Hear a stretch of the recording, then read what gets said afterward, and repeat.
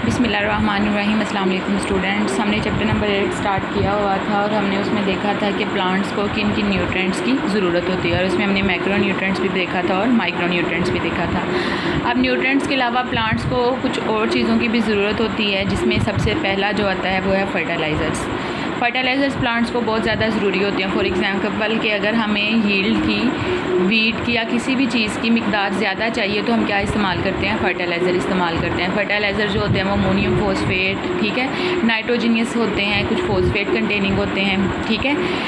अब हम देखते हैं कि जब हम फर्टिलाइज़र्स का इस्तेमाल करते हैं तो उससे प्लांट्स की एक तो ग्रोथ ज़्यादा हो जाती है, दूसरा उनकी जो ग्रोथ है वो बहुत ज़्यादा होती है, क्योंकि अभी मैंने बताया कि एक तो उनकी ग्रोथ बहुत जल्दी हो जाती है, दूसरा अगर ग्रोथ जल्दी होगी इसका मतलब है फ्रूट भी जल्दी बनेंगे और जो हमें पैदावार चाहिए वो भी क्या होगी? जल्दी बनेगी। इससे फ्लावर्स वगैरह भी काफ़ी ज़्यादा अट्रैक्टिव प्रोड्यूस होते हैं।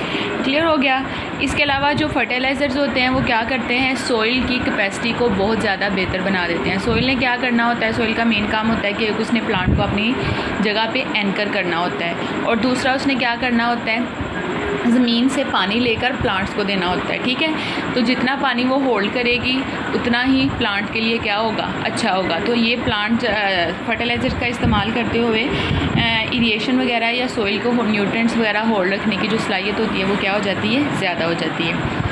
अब अगर फर्टिलाइज़र्स की तरफ जाएँ तो फर्टिलाइज़र्स हमारे पास जो होते हैं वो दो तरह के होते हैं। एक फर्टिलाइज़र जो होते हैं वो नेचुरली अकरिंग होते हैं और दूसरा जो होते हैं वो आर्टिफिशियल होते हैं, ठीक है। एक ऑर्गेनिक होते हैं और एक इनऑर्गेनिक होते हैं। ऑर्गेनिक जो फर्टिलाइज़र्स हैं वो हम प्लांट्स और एनिमल से लेते हैं, और जो इनऑर्गेनिक फर्टिलाइज़र्स होते हैं वो सल्फ़र वगैरह से लेते हैं, जिप्सम वगैरह से लेते हैं, ठीक है। इनको हम केमिकली नहीं बना सकते। इनऑर्गेनिक फर्टिलाइज़र सल्फ़र या जिप्सम से आते हैं, इनको हम केमिकली नहीं बना सकते।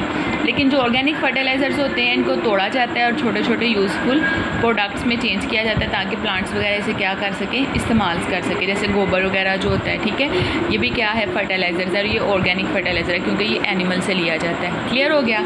अब हम पढ़ते हैं इंपॉर्टेंस क्या है फर्टिलाइज़र्स की। ह्यूमन ने प्लांट्स को कल्टिवेट किया, इट वाज लर्न, ये देखा गया कि addition of certain materials, plants के अंदर कुछ मटेरियल्स को जब हम ऐड करते हैं तो प्लांट्स की जो कैरेक्टरिस्टिक्स होती हैं वो पहले से क्या हो जाती हैं? बेहतर हो जाती हैं, यानी डिज़ायरेबल आ जाती हैं। इनमें क्या आता है? More fruit, faster growth, more attractive flowers. ये मटेरियल जो होते हैं इन्हें क्या नाम देते हैं? फर्टिलाइज़र्स का। फर्टिलाइज़र जो होते हैं क्लासीफाई किए जाते हैं ऑर्गेनिक भी और इनऑर्गेनिक भी।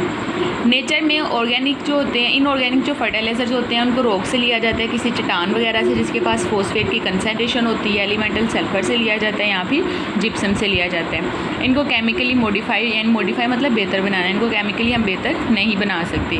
अगर नाइट्रोजन मेन एलिमेंट है तो इसे क्या नाम देना है? नाइट्रोजन फर्टिलाइज़र्स का। मोस्ट इनऑर्गेनिक फर्टिलाइज़र्स जो होते हैं वो पानी के अंदर जल्दी हल हो जाते हैं और प्लांट्स जो होते हैं इनको आसानी से अपटेक कर लेते हैं, यानी ले लेते हैं। ऑर्गेनिक फर्टिलाइज़र जो होते हैं उन्हें कहाँ से लिया जाता है? प्लांट्स और एनिमल मटेरियल से। ज़्यादा कम्प्लेक्स होते हैं, फिर इनको तोड़कर छोटे छोटे यूज़फुल प्रोडक्ट्स में चेंज किया जाता है ताकि प्लांट्स इनका क्या कर सकें? इस्तेमाल कर सकें। मैन्योर और कंपोजिट्स की एग्जांपल हैं। ये क्या करते हैं? सॉइल ड्रेनेज, इरिगेशन और ability of soil to hold nutrients, ये इनके फंक्शंस हैं, ठीक है।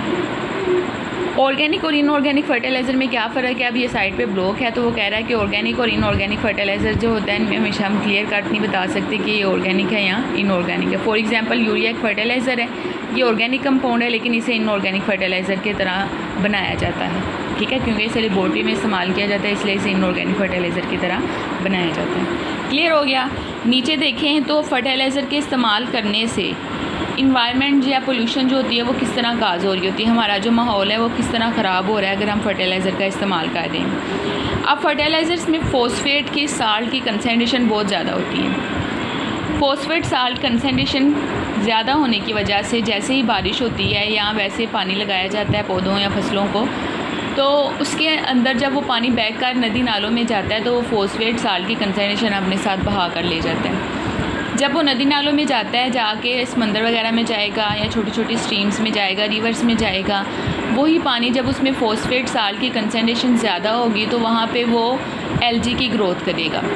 एल्गी की ग्रोथ होने की वजह से बाकी जो नीचे वाले प्लांट्स या आबी जानवर होते हैं उनको ऑक्सीजन नहीं मिलती, जिसकी वजह से ऑक्सीजन जो होती है उनकी कम हो जाती है वहाँ पे और उनकी डेथ हो जाती है। तो ये काफ़ी ज़्यादा नुकसानदेह होता है। ठीक है, तो आगे लिखा हुआ है मैसिव। मैसिव कहते हैं लार्ज क्वांटिटी जो हम इनऑर्गेनिक फर्टिलाइज़र की इस्तेमाल करते हैं। वो एक तो सोइल न्यूट्रिएंट होल्डिंग कैपेसिटी को अफेक्ट करती है, दूसरा ये इकोसिस्टम को भी ख़राब करती है थ्रू यूट्रिफिकेशन। यूट्रिफिकेशन अभी मैंने आपको बताया, यूट्रिफिकेशन एक ऐसा प्रोसेस है जिसमें एलजी की ग्रोथ बहुत ज़्यादा हो जाती है। ठीक है, आगे उसने लिखा है increase in chemical nutrients in an ecosystem. Store करना और एप्लीकेशन करना कुछ नाइट्रोजन फर्टिलाइज़र्स को, वो क्या करेगा, ग्रीन हाउस गैस की एमिशन करेगा। ग्रीन हाउस गैस क्या फिनोमेना होता है, कार्बन डाइऑक्साइड मेन फैक्टर है ग्रीन हाउस गैस का। अगर हमारे एटमॉस्फेयर में कार्बन डाइऑक्साइड ज़्यादा है तो वो ज़्यादा टेम्परेचर को ऑब्जॉर्ब कर लेगी, जिसकी वजह से हमारी एटमॉस्फेयर का टेम्परेचर क्या हो जाएगा, बढ़ जाएगा, जिसे हम क्या नाम देते हैं, ग्रीन हाउस गैस का नाम देते हैं। उसके अलावा अमोनिया गैस भी निकलेगी इनऑर्गेनिक फर्टिलाइज़र से। ये जो अमोनिया होता है ये सोइल एसिडिटी की वजह बनता है, ज़्यादा नाइट्रोजन फर्टिलाइज़र होने की वजह से जो रिप्रोडक्शन रेट है वो बहुत ज़्यादा जो होता है, और पेस्ट का, कीड़ों वगैरह का बहुत ज़्यादा हो जाता है, जिसकी वजह से फसलों को क्या होता है, नुकसान होता है। इसी वजह से न्यूट्रिएंट कंटेंट जो होता है सोइल का और न्यूट्रिएंट रिक्वायरमेंट जो होती है क्रॉप की, दोनों को देखा जाता है कि सोइल को कितनी न्यूट्रिएंट्स चाहिए और क्रॉप को कितनी न्यूट्रिएंट्स चाहिए। अगर दोनों के पास न्यूट्रिएंट्स पूरी हैं तो फिर इतनी ज़्यादा फर्टिलाइज़र उनको नहीं दी जाती। अगर ज़्यादा ऑर्गेनिक फर्टिलाइज़र इस्तेमाल करेंगे तो नाइट्रेट, लीचिंग कहते हैं पानी ज़मीन के नीचे रस जाना। जब वही पानी ज़मीन के नीचे रसेगा तो नाइट्रेट की कंसनट्रेशन ज़्यादा ले जाएगा। ठीक है, या सोलेबल ऑर्गेनिक कंपाउंड्स अपने साथ बहा कर ले जाएगा ऑर्गेनिक कंपाउंड्स और वो फैक्टर जो मैंने आपको पहले बताया था। क्लियर हो गया, यहाँ तक आपने करना है। इसमें कोई भी कन्फ्यूजन है तो आप बता सकते हैं। ठीक है, ओके बेटा जी, अल्लाह हाफिज़।